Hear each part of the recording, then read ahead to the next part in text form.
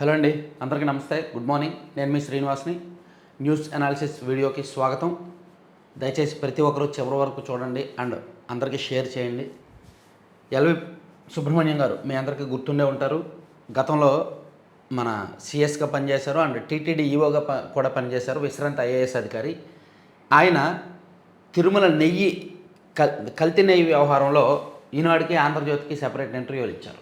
ఆయన ఏమన్నారంటే, తిరుమలకు కల్తీ నెయ్యి సరఫరా మహాపచారం, జంతు కొవ్వు కలవలేదు, రసాయనాలే కలిశారంటారేంటి? శ్రీవారి దీపారాధనకు అదే నెయ్యి వినియోగిస్తారామె. ఆ మహాపచారానికి లెంపలు వేసుకోకుండా ఇంకా బొంకుతారేంటి?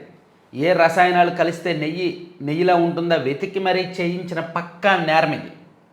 తప్పు ఒప్పుకొని వారు ప్రాయశ్చిత్తం చేసుకోవాలి. ఈనాడుతో తీతిదే పూర్వ ఈవో విశ్రాంత ఐఏఎస్ అధికారి ఎల్వి సుబ్రహ్మణ్యం. తిరుమల వెంకటేశ్వర స్వామి విషయంలో తెలియకుండా చిన్న తప్పు చేస్తేనే లెంపలు వేసుకుంటాం, క్షమాపణలు వేడుకుంటాం, పొర్లు దండాలు పెడతాం, ఉపవాసం ఉంటాం, దీక్షలు చేస్తాం. అలాంటిది సాక్షాత్తు శ్రీవారి లడ్డూ ప్రసాదానికి వినియోగించిన నెయ్యిని చాలా ప్రణాళికాబద్ధంగా నేరపూరిత ఆలోచనతో రసాయనాలు కలిపేసి తెలిసి తప్పు చేసి పరీక్షల్లో కల్తీ అని తేలిన తర్వాత అదే నెయ్యి వినియోగించి ఇంకా బొంకుతారేంటి? అబ్బే, జంతు కొవ్వు కలవలేదు, రసాయనాలే కలిపాం అంటారేంటి? అది అపచారం కాదనుకుంటున్నారా అని. అసలు మీరు నెయ్యి కల్తీ జరిగింది, అది అసలు నెయ్యి కాదు, తెలిసే చేశారు, ఇంకా బొంకుతారేంటి? రసాయనాలు కలిసాయి కదా, కొవ్వు కాదు రసాయనాలే కలిసాయని బొంకుతారేంటి? ఏదైనా అది అపచారమే అని ఎల్వి సుబ్రహ్మణ్యం గారు చాలా క్లియర్గా చెప్పారు. సాక్ష్యాధారాలతో తప్పు తేలింది. ఏ పాల డిపో నుంచి పాలు తెచ్చి మనం పిల్లలకు పట్టిస్తాం, తర్వాత కల్తీ జరిగిందని తేలితే వెళ్ళి డిపో వారిని నిలదీస్తాం. డిపో వాడు అబ్బే పాలలో విషం కలపలేదండి, తెల్లగా ఉంది కదా, పాలలో కలిసిపోతుందని కళ్ళు కలిపాను అంటే ఊరుకుంటామా? పిల్లాడికి ఇచ్చే పాలను కల్తీ చేస్తే సహిస్తామా? అది తప్పు కాదంటే అంగీకరిస్తామా? మరి సాక్షాత్తు వెంకటేశ్వర స్వామికి ఎంతో భక్తితో సమర్పించే నైవేద్యంలో నెయ్యి కాకుండా రసాయనాలు కలిపేసిన నూనె లాంటి పదార్థంతో నైవేద్యం పెట్టి అది తప్పు కాదని వాదించడం ఏంటి? లడ్డూ ప్రసాదానికి వినియోగించిన నెయ్యి కల్తీ అని సాక్ష్యాధారాలతో తేలిపోయింది. చొక్క నెయ్యి లేకుండా 250 కోట్ల బిల్లులు తీసుకున్నారు. ఇంకా అర్థం పర్థం లేని లాజిక్లు తీసి తప్పు చేయలేదని మాట్లాడతారేంటి? భక్తులు చాలా ఆగ్రహవేశాలతో ఉన్నారు, తిరగబడి కొడతారు అని ఒక రకంగా జగన్మోహన్ రెడ్డి గారికి ఆయన చెప్పారు. ఈయన జగన్మోహన్ రెడ్డి గారికి అత్యంత సన్నిహిత ఐఏఎస్ అధికారి. కాకపోతే చివరి దశలో ఆయనతో విభేదించి వెళ్ళిపోయారు అనుకోండి, అది వేరే విషయం. సో ఆయనే చెప్పారు, తిరగబడి కొడతారని, ఆయన జాగ్రత్తగా ఉండండి అని. అలాగే కొరియా టు తిరుమల వయ బోలే బాబా కల్తీ నెయ్యిలో కలిపిన మోనోగ్లిజరైడ్స్ సరఫరా. ఇలా ఈ కల్తీ నెయ్యి ఉంది కదా, పామాయిల్లో మోనోగ్లిజరైడ్స్ కలిపారు. అది నెయ్యి ఫ్లేవర్ తీసుకొస్తుంది. అదొక రసాయనం, అదొక కెమికల్ లిక్విడ్. అది పామాయిల్లో కలిపితే అది నెయ్యి ఫ్లేవర్ వచ్చేస్తుంది అనమాట. అది వీళ్ళు కొరియా నుంచి తీసుకొచ్చారంట. అలా తయారు చేసినదే తీతిదేకి సరఫరా అని ఒక, అంటే దీనికి మూలాల్లోకి వెళ్ళి రాశారు. అసలు ఏం కలిపారు, ఎక్కడి నుంచి తీసుకొచ్చారు అనేది గట్టిగానే రాశారు.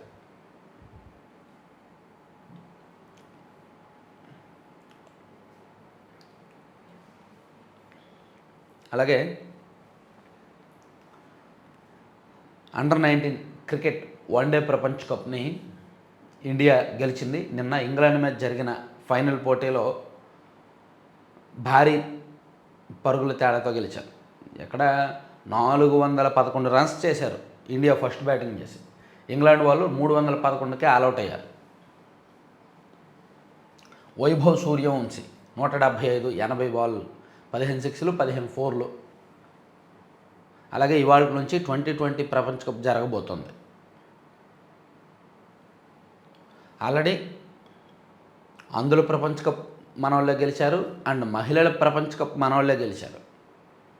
సో క్రికెట్లో ఇండియా వెలుగుతోంది అనడానికి ఇవన్నీ నిదర్శనలు. పైగా అండర్-19 ప్రపంచ కప్ ఇండియా 6 సార్లు, ఇది 6వ సారి గెలవడం. ఇండియా తర్వాత ఇంకెవరు అన్నిసార్లు గెలవాలి. ఆస్ట్రేలియా 4 సార్లు గెలిచింది. సో ఎల్వి సుబ్రహ్మణ్యం గారి ఇంటర్వ్యూ ఆంధ్రజ్యోతిలో కూడా వేశారండి. ఇదిగో, చెడు పదార్థాలు కలిపి స్వామివారికి తినిపించారు, అసలు తప్పే జరగలేదని బొంకడం శోచనీయం, తప్పు చేసిన వారిలో చిత్తశుద్ధి కనిపించలేదు, డబ్బులు సంపాదించాలనే ఉద్దేశంతోనే చేశారు, కల్తీ నెయ్యిపై టీటీడీ మాజీ ఈవో ఎల్వి సుబ్రహ్మణ్యం ఇచ్చిన ఇది చూడొచ్చు. అలాగే అబద్ధాన్ని సృష్టించి దుష్ప్రచారం చేస్తున్నారు. ఇబ్రహీంపట్నంలో వైకాపా అధినేత జగన్ జోగి కుటుంబానికి పరామర్శ. తిరుపతి లడ్డూలో వాడిన నెయ్యిలో జంతువుల కొవ్వు కలిపారని చంద్రబాబు అబద్ధాలు సృష్టించి అబద్ధాలు ఆడుతూ ప్రజలను పెడదవ పట్టించారని సిబిఐ ఛార్జ్షీట్ చూస్తే తేటతెల్లమవుతోంది. వైకాపా ప్రభుత్వంలో టీటీడీ చైర్మన్లుగా పనిచేసిన వైవి సుబ్బారెడ్డి, భూమన కరుణాకర్ రెడ్డిలు ఎలాంటి తప్పు చేయలేదని కూడా సిబిఐ తేల్చేసింది.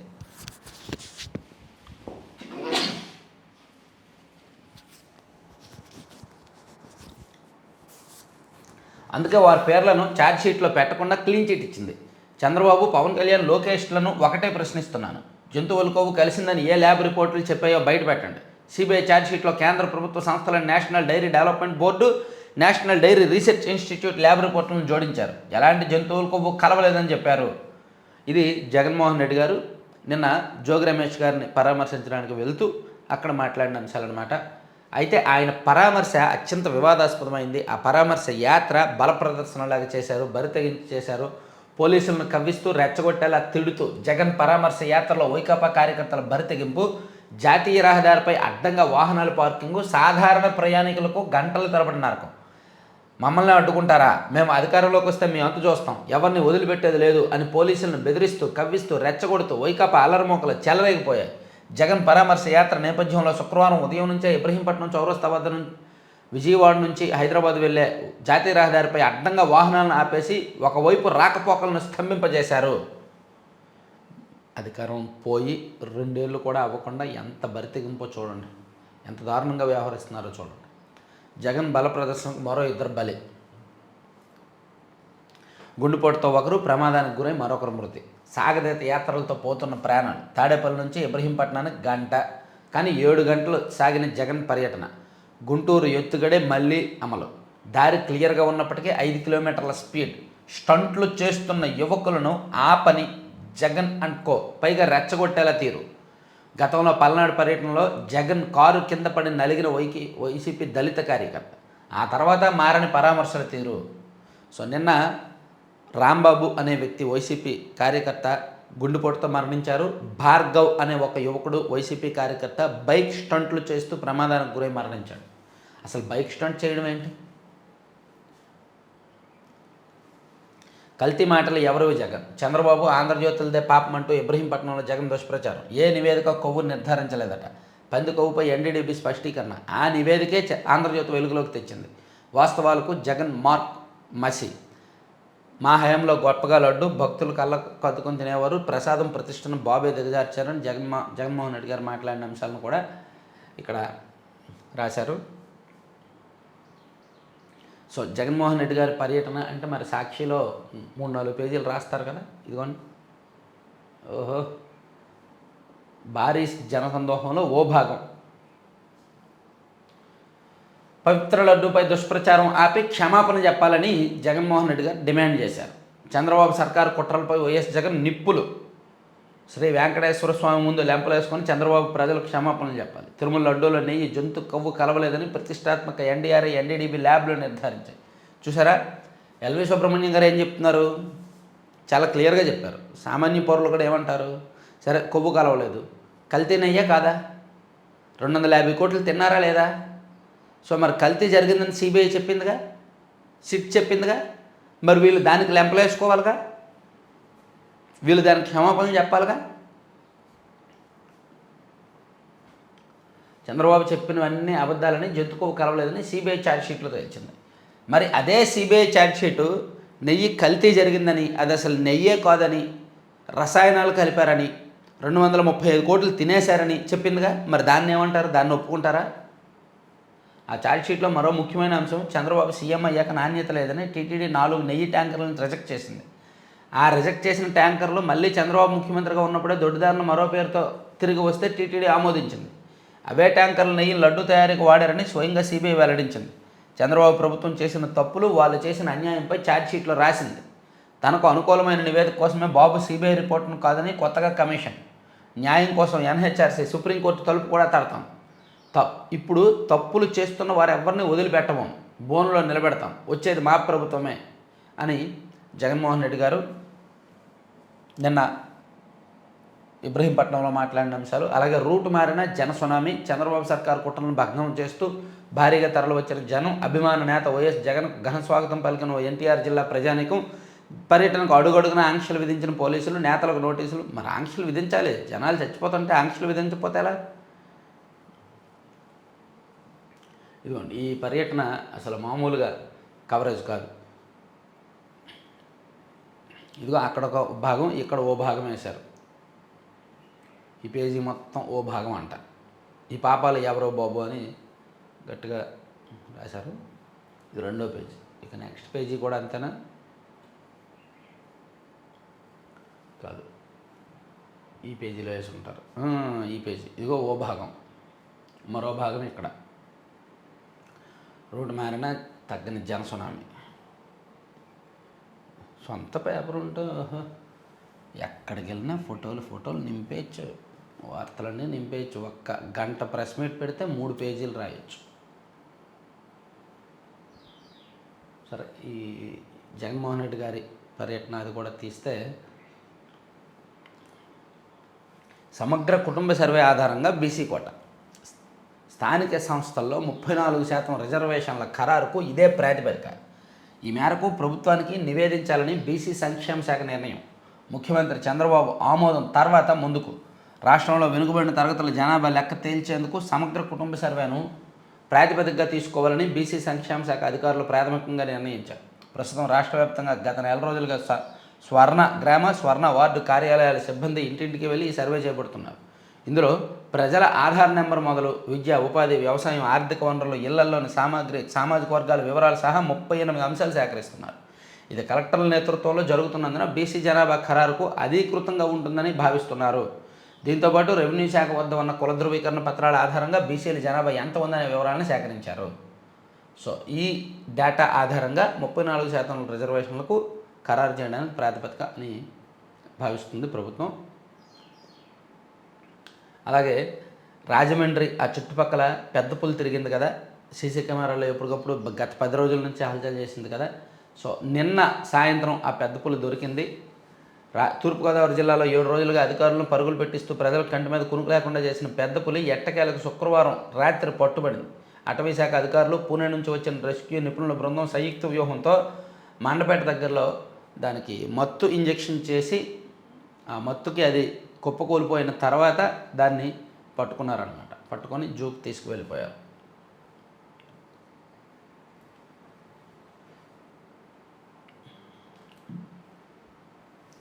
మార్కులపై వ్యామోహం వద్దు, పరీక్షపై చర్చలో ప్రధాని మోదీ. తిథిదేవగా ముద్దాడు రవిచంద్ర బాధ్యతల స్వీకరణ. టిడ్కో లబ్ధిదారులకు 1423 కోట్ల రుణం. 3 ప్రైవేటు ఆర్థిక సంస్థలను ఒప్పించిన ప్రభుత్వం. 39,000 మంది పేదల వాటా నిధుల సమస్యకు పరిష్కారం. జూన్ నాటికి లబ్ధిదారుల చేతికి 2.61 లక్షల ఇల్లు. సో టిడ్కో లబ్ధిదారుల కంటే 1423 కోట్ల రుణం ఇవ్వడానికి ఆర్థిక సంస్థలను ప్రభుత్వం ఒప్పించింది. దాంతో దాదాపుగా 39,000 మంది పేదల వాటా నిధులు సమస్యలు పరిష్కారం అవుతాయి.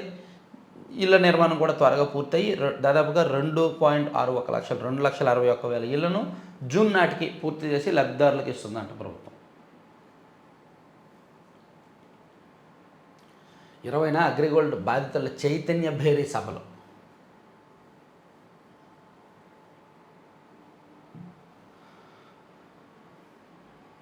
మార్చి 12 తర్వాత 9వ తరగతి విద్యార్థులకు 10 పాఠాల బోధన. పోలీసులను గావిస్తూ రెచ్చగొట్టాల కామన్.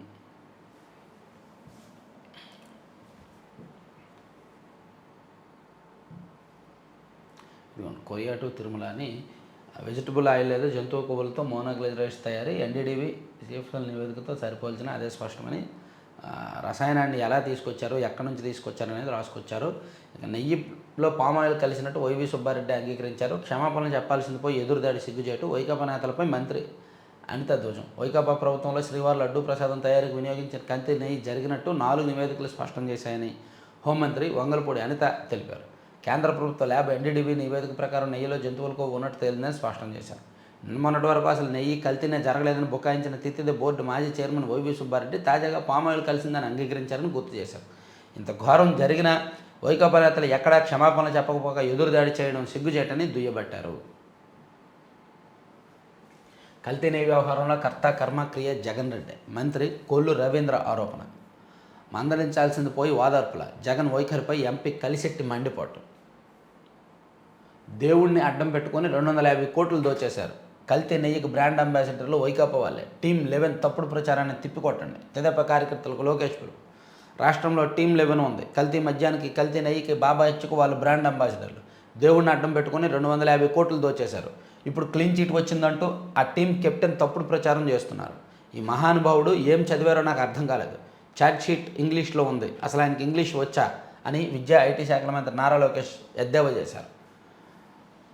సో వాళ్ళు చేస్తున్న దుష్ప్రచారాన్ని అడ్డుకోవాలని కార్యకర్తలకు శిక్షణ శిబిరంలో చెప్పారనమాట.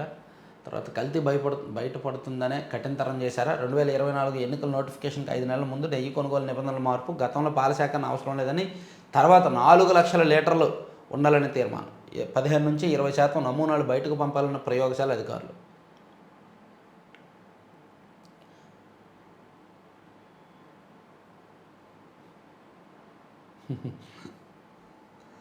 జాతీయ డైరీల నుంచి నెయ్యి కొనుగోలు నిబంధనలను ఏ విధంగా మార్చారు వైసీపీ హయాంలో అనేది ఇక్కడ చూడొచ్చు. ఈ నిబంధనలు మార్చడం ద్వారానే కల్తీ నెయ్యికి బీజం వేశారనమాట. ఆ కుంభకోణానికి, ఆ మహాపచారానికి బీజం వేశారు. అంబటి కుటుంబ సభ్యులకు రోజా భూమన పరామర్శించండి. మీరు కూడా యాత్రలాగా వెళ్ళలేకపోయారా? భూ వివాదాలు లేని రాష్ట్రంగా తీర్చిదిద్దుతా అని కర్నూలు జిల్లాలో మీ భూమి మీ హక్కు సభలో సీఎం చంద్రబాబు. అది సాధ్యం కాదండి, ఏదో చెప్తారు. పేదరికం లేని రాష్ట్రంగా తీర్చిదిద్దుతా, భూ వివాదాలు లేని రాష్ట్రంగా తీర్చిదిద్దుతా, అవన్నీ సాధ్యం కావు. ఇక చెవిరెడ్డి అనుచరుడు బాలాజీ యాదవ్ ఆస్తుల జప్తునకు చర్యలు. కోర్టులో పిటిషన్ దాఖలకు సిట్కు ప్రభుత్వం అనుమతి. నెల్లూరు ఉపాధ్యాయుడికి జాతీయ స్థాయి పురస్కారం. గ్రామీణ ప్రాంత విద్యార్థులకు ఖగోళ శాస్త్రం, సైన్స్పై ఆసక్తి పెంచేందుకు 3 దశాబ్దాలుగా కృషి చేస్తున్న నెల్లూరు జిల్లా గాంధీ జనసంఘం గ్రామానికి చెందిన ప్రభుత్వ ఉపాధ్యాయుడు, జిల్లా సైన్స్ కేంద్రం క్యూరేటర్ నెల్లూరు సుబ్రహ్మణ్యం జాతీయ స్థాయి శిక్షాగ్రహ లీడర్షిప్ పురస్కారం అందుకున్నారంట.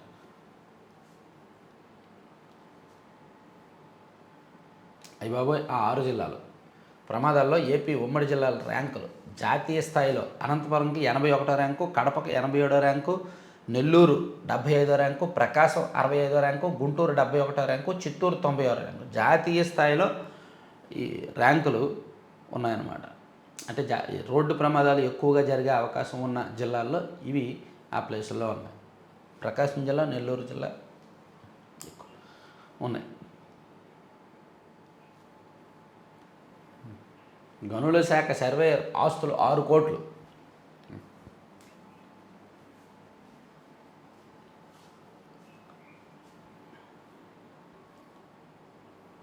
సో ఇవి ఈనాడులో అంశాలు కాసేపు పక్కన పెట్టి సాక్షిలో చూస్తే, సాక్షిలో ఒక వార్త. గంజాయి బ్యాచ్ గ్యాంగ్ రేప్ అంట. నెల్లూరు శ్రీ పొట్టి శ్రీరాములు నెల్లూరు జిల్లా దారుణం. 12 ఏళ్ల బాలికకు గంజాయి కలిపిన వైట్నర్ నీళ్లను తాగించి 2 అఘాయిత్యం. కోవూరు, నెల్లూరు ప్రభుత్వ ఆసుపత్రిలో బాధితురాలికి చికిత్స. పరిస్థితి విషమించడంతో చెన్నైకి తరలింపు. ఇక్కడ వారం రోజుల పాటు మృత్యువుతో పోరాడి ఓడించినారు. నిందితులు 2పై పోక్సో కేసు, జైలుకు తరలింపు. అత్యాచారం జరగలేదని ప్రేమ వ్యవహారం అంటున్న పోలీసులు. చిన్న బిడ్డకు ప్రేమ వ్యవహారం అంటకట్టడం చాలా పాపం అంటూ కుటుంబ సభ్యులు కన్నీరు మన్నీరు. వైఎస్ఆర్సీపీ నేతలు వస్తున్నారన్న సమాచారంతో కేసు తారుమారుకు పోలీసుల యత్నాలు. 12 ఏళ్ల బాలికకు గంజాయి కలిపిన వైట్నర్ నీళ్లు తాగించి 2 అఘాయిత్యం చేశారంటండి పొట్టి శ్రీరాములు నెల్లూరు జిల్లాలో. వాళ్ళు పూర్తిస్థాయి ఉపాధ్యాయులే. Sarva Shiksha Abhiyan part time contract టీచర్లు, ఇన్స్ట్రక్టర్లపై సుప్రీంకోర్టు చారిత్రాత్మక తీర్పు. పూర్తిస్థాయి ఉపాధ్యాయులే వాళ్ళు కూడా. సో పార్ట్ టైం కాంట్రాక్ట్ టీచర్లను కూడా ఆ స్థాయిలోనే చూడండి. ఉపాధ్యాయులతో తక్కువ వేతనానికి పనిచేయించుకోవడం అంటే వెట్టి చాకరీనే. సర్వశిక్ష అభియాన్ ఉపాధ్యాయులను కాంట్రాక్ట్ ఉద్యోగులుగా పరిగణించరాదు. వారిని పార్ట్ టైం టీచర్లను పిలవడం మోసపూరితమే అవుతుంది. సుప్రీంకోర్టు ఒక చారిత్రాత్మక అంశం మీద తీర్పు ఇచ్చింది. ఈ టెంపరీ ఇన్స్ట్రక్టర్లు, సర్వశిక్ష అభియాన్ పార్ట్ టైం టీచర్లు, కాంట్రాక్ట్ టీచర్లు ఉంటారు కదా, వాళ్ళు కూడా పూర్తి స్థాయి ఉపాధ్యాయులుగానే చూడండి. వేతనం కూడా ఉపాధ్యాయులతో సమంగా ఇవ్వండి అని చెప్పి సుప్రీంకోర్టు చెప్పింది. ఇక పాక్లో ఆత్మహత్య దాడి. ఒక్కరితో ఆగని అరవ అరాచకాలు. ఎమ్మెల్యే అయినందుకు శుభాకాంక్షలు చెబుతూ మెసేజ్ చేసిన అమ్మాయిలకు ఓల. స్నేహితులుగా ఉందామన్నా వినకుండా పరిచయస్తురాలతో అసభ్యంగా సంభాషణ. రైల్వే కోడూరు జనసేన ఎమ్మెల్యే మరికొన్ని చాటింగ్లు వెలుగులోకి. బాబోయ్, మామూలుడు కాదుగా, పెళ్లి చేసుకోవచ్చుగా. అరాచకాలు భారీగానే ఉన్నాయి. ఇంకా నాకు అర్థం కావట్లేదు, జనసేన పార్టీ నుంచి అతను ఎందుకు బయటకు పంపించట్లేదు. పాపం ఇది కోట వినుత దంపతులను బయటకు పంపించారు, పార్టీ నుంచి సస్పెండ్ చేసేశారు. వాళ్ళు ఒక పెద్ద కేసులో ఉన్నారని. సరే, ఆ కేసులో వారి కారణాలు వారికి ఉన్నాయి, కానీ ఇక్కడ మరీ దారుణం కదా. ఇతన్ని పార్టీలో కొనసాగిస్తున్నారు, పైగా విచారణ కమిటీ వేశారు. ఆ కమిటీ ఏం చేస్తుందో అదంతా అంతర్గతంగా మసిపూసి మారేడుగా చేస్తారు వీళ్ళు. ఇక రేట్లకు బ్రేక్, వృద్ధే టార్గెట్, రిపో రేటు యథాతథం, తటస్థ విధానానికే ఓటు.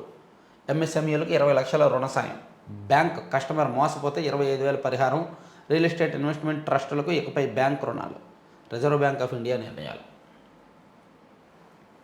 రిపో రేట్ని తగ్గించలేదు, పెంచలేదు. ఇక విద్య మోయలేని భారం కాదు, విద్యాభ్యాసం అంటే మోయలేని భారంగా భావించొద్దు, కేవలం మార్కులపైన కాకుండా జీవితాన్ని మెరుగుపరుచుకునే నైపుణ్యాల మీద దృష్టి పెట్టండి అని చెప్పి ప్రధానమంత్రి నరేంద్ర మోదీ గారు చెప్పిన అంశాన్ని వేశారు. అలాగే సిట్ నివేదిక పక్కన పెట్టి కమిటీ పేరుతో కాలయాపన, చంద్రబాబు తీరును తప్పుపట్టిన సిపిఎం రాష్ట్ర కార్యదర్శి శ్రీనివాసరావు. ఇక లడ్డూపై రాజకీయానికి ముగింపు పలకండి, సీఎం చంద్రబాబుకు సిపిఐ నేత రామకృష్ణ లేఖ. ఇప్పటి వరకు పొత్తులు లేని వైసీపీ మేబీ వచ్చే ఎన్నికల్లో వామపక్షాలతో పొత్తు పెట్టుకున్నా పెట్టుకోవచ్చు, ఏమో జరగవచ్చు.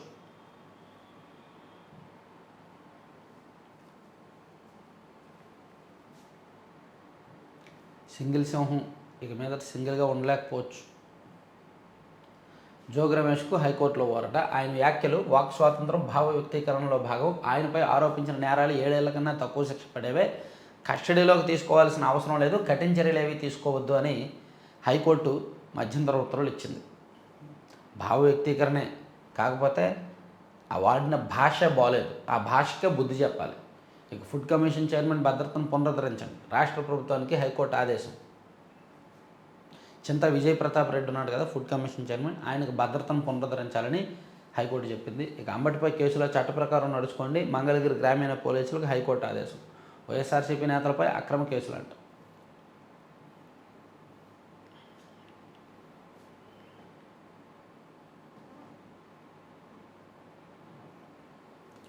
సో ఇవి కీలకం.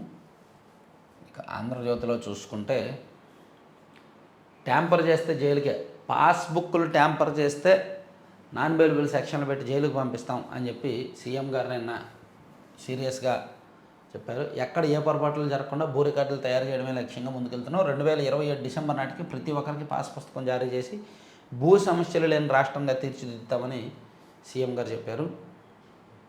అది హైలైట్ చేశారు. తర్వాత క్వాంటమ్ వ్యాలీ భవనాలకు ఇవాళ శంకుస్థాపన చేయబోతున్నారండి. యువత భవితకు పునాది. రాజధాని అమరావతిలో చారిత్రాత్మక ఘట్టానికి రంగం సిద్ధమైంది. అమరావతిని గ్లోబల్ క్వాంటమ్ హబ్గా తీర్చిదిద్దే దిశగా కీలక ముందడుగు పడనుంది. సో క్వాంటమ్ హబ్ ప్రత్యేకతలు ఏంటి అనేది మనం ఈ నెల మ్యాగజైన్లో రాసాం. మేబీ మ్యాగజైన్ చాలామంది చూసే ఉంటారు. మనం జనవరి నెల మ్యాగజైన్లో రాసాం. వచ్చేస్తుంది క్వాంటమ్ కాలం అని. సో దాని ప్రత్యేకత ఏంటి, ఇదిగోండి వస్తుంది క్వాంటమ్ కాలం. దీనికి ఉన్న ఎదురయ్యే సవాళ్ళు ఏంటి, దీనివల్ల సమస్యలు ఏంటి, అండ్ దీని ప్రత్యేకతలు ఏంటి, మొత్తం రాసామన్నమాట ఈ నెల మ్యాగజైన్లో. ఈ నెల జనవరి నెల మ్యాగజైన్. ఫిబ్రవరి మంత్ మ్యాగజైన్ 15వ తేదీ తర్వాత మార్కెట్లోకి రాబోతోంది. బుక్ చేసుకున్న అందరికీ కూడా 15వ తేదీ తర్వాత డెలివరీ అవుద్ది. ప్రతి నెల కూడా సెకండ్ వీక్ అంటే 15 నుంచి 20 మధ్యలోనే ఇస్తాము. అలాగే ఈ నెల కూడా అదే తేదీ ఇస్తాము.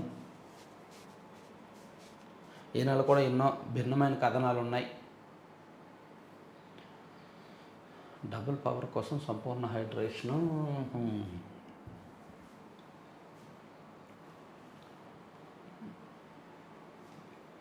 మొత్తం అన్ని జిల్లాల వార్తలు వెళ్ళిపోయినాయి.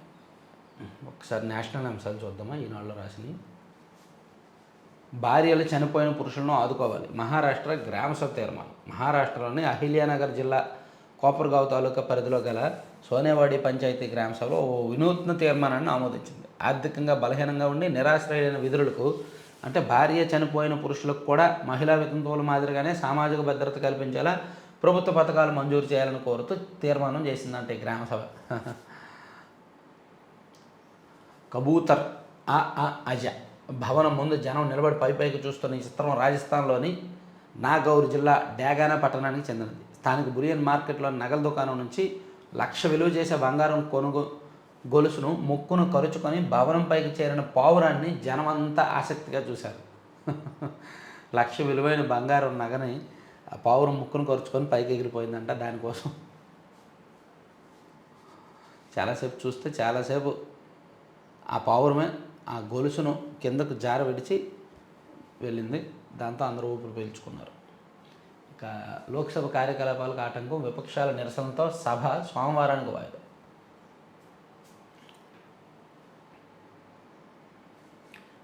మనాలి టు లేహ్ 98 గంటల పరుగు. పాక్లో మారణహోమం. ఇస్లామాబాద్లో మసీద్ వద్ద దాడి, 31 మంది దుర్మరణం. అమెరికా ఇరాన్ పరోక్ష చర్చలు. ఒమన్ విదేశాంగ మంత్రితో విడివిడిగా భేటీ అయిన ఇరు దేశాల ప్రతినిధులు. ఇష్టం లేని గర్భం కొనసాగింపునకు మహిళను బలవంతం చేయడం తగదు. 30 వారాల పిండం తొలగింపునకు సుప్రీంకోర్టు అనుమతి. అవాంఛిత గర్భం ద్వారా బిడ్డను కనాలని మహిళను, ముఖ్యంగా మైనర్ అయిన యువతని బలవంతం చేయడం తగదని సుప్రీంకోర్టు పేర్కొంది. 17 ఏళ్ల బాలిక మోస్తున్న 30 వారాల పిండం విచ్ఛిత్తికి వైద్యులను ఆదేశించింది. నెహ్రూ వల్లే చైనా చేతిలో ఓడిపోయాం. నిజాలున్న బ్రూక్స్ భగత్ నివేదికపై మేము రాజకీయం చేయట్లేదు. కిరణ్ రిజిజు వెల్లడి. ఇక పదే అసత్యాలు చెప్పడమే మోదీ పని. ప్రధానిపై మల్లికార్జున ఖర్గే మండిపాటు. పదే అసత్యాలు చెప్పడమే ప్రధానమంత్రి మోదీ పని అని కాంగ్రెస్ అధ్యక్షుడు, రాజ్యసభలో విపక్ష నేత మల్లికార్జున ఖర్గే ధ్వజమెత్తారు. రాష్ట్రపతి ప్రసంగంపై ధన్యవాదాలు తెలిపే తీర్మానంపై రాజ్యసభలో గురువారం మోదీ ప్రసంగిస్తూ ప్రతిపక్షాలపై విమర్శలు చేసిన విషయం తెలిసిందే. దీనికి ఖర్గే కౌంటర్ ఇస్తూ మోదీ అబద్ధాలు చెప్పారని చెప్పారు. ఇక పట్టపగలే తోకచుక్క కనిపిస్తుందంట. ఇక నిర్మాణం కోసం తవ్విన గుంతలో పడి 25 ఏళ్ల యువకుడు మృతి. నిర్మాణ పనుల కోసం ఢిల్లీ జల బోర్డు డీజీపీ ఆధ్వర్యంలో ఒక 15 అడుగుల గుంత తవ్వారు. బైక్ మీద వెళ్తూ పడిపోయి చనిపోయారు.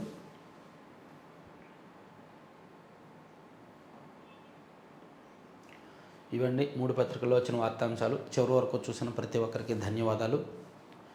ప్రతి ఒక్కరూ లైక్ చేయండి అండ్ మీ మిత్రులందరికీ వీడియో లింక్ షేర్ చేయండి.